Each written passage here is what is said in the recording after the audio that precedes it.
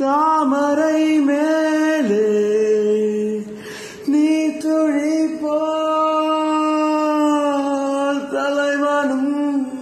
தலைவியும் வாழ்வதென்ன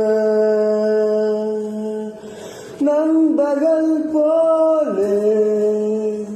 வாழ்வதற்கு மாலையும் மேளமும் தேவை என்ன சொந்தங்களே இல்லாமல் பந்த பாசம் கொள்ளாமல் பூவே உன் வாழ்க்கைதான் என்ன சொல் மன்றம் வந்த தென்றலுக்கு மஞ்சம் வர நெஞ்சம் இல்லையோ அன்பே என்